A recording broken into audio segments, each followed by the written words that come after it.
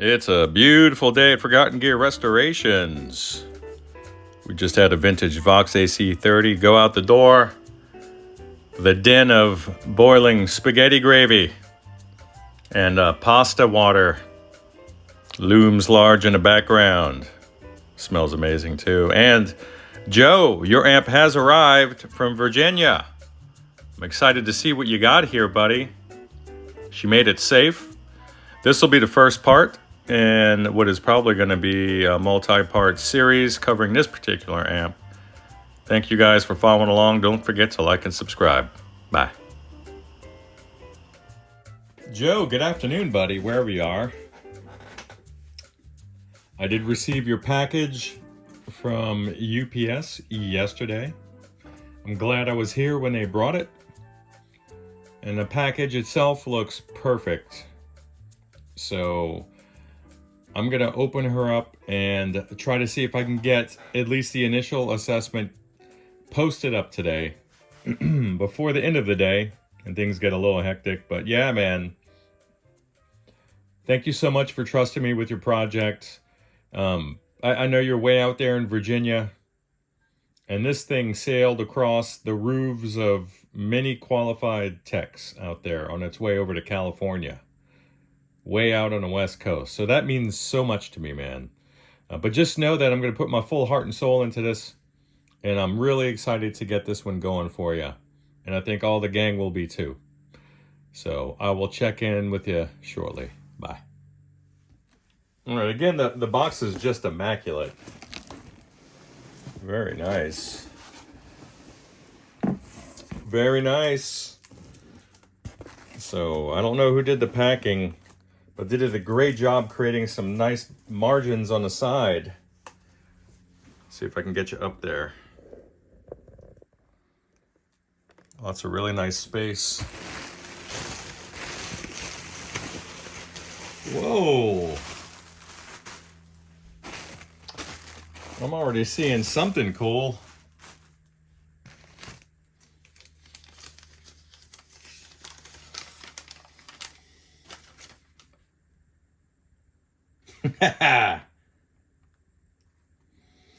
Hey Frank, yay, finally mailed it to you. Okay, so I checked the field coil speaker and it's in great shape. Hopefully the transformer for it is as well. The amp was working 10 years ago, just very muddy and low volume, and rightly so. I tested the 5x3 and it's 30%.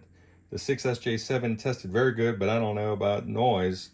Microphonics, 6v6s are mismatched, and one was questionable, so all tubes should be replaced unless you think the 6SJ7 will do. I took the amp apart to clean, etc., but I didn't take the access to electronics. Sorry for my messy writing, which is, by the way, Joe, much nicer than mine. I can't believe how nice your writing is. It's almost artistic. We can text back and forth, or you can call me. I'll let the 6V tubes in. Blah, blah, blah. This should be okay. My pin is telling me to shut up. Thanks so much, Frank, Joe. I love it, dude. This is, I love the letters. I really do. All right. Excited. This stuff excites me. Oh, nice. Wow, look at that grill. Wow, Joe. Look at that. Wow, this is in tremendous shape. I've never seen one of these in person. And I certainly don't think I would ever see one of these in this kind of shape in person. So let me get the plastic off here, and I'll preserve as much of the original packing as I possibly can. Wow. Joe. Wow. Look at this little guy. Cute little guy. Get this stuff in.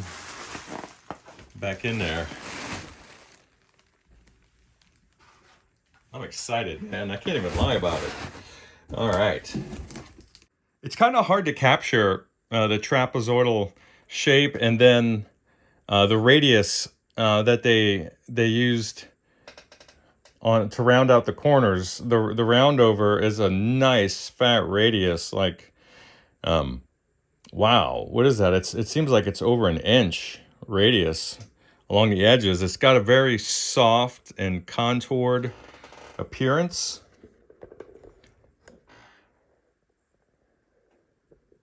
Wow.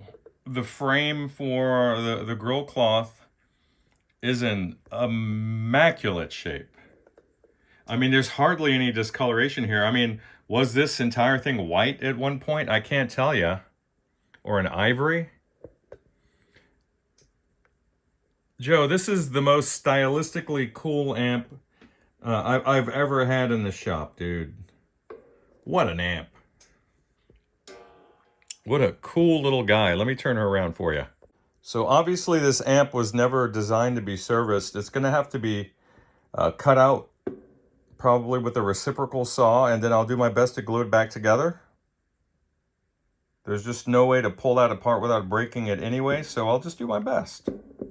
You can see the chassis there in the bottom of the cabinet. And when I make my cuts, I'll do my best just to kind of go around the edge of the material there, Joe, so don't worry about it. I'm just messing. I can't even carry on with that. If you've ever seen one of these, then you'll probably know, and I'll set it on its side. And is it going to roll over? It's so contoured. Let me see if I can get a nice safe angle to show you guys. Well, that's all you need to know right there. You remove these screws there, and then the entire chassis will come out. But then if you want access to the bottom of the chassis and the circuit, then you'll need to remove these on the sides here. But how cool is that, right? Super cool. I just couldn't help it. Just take a look at that.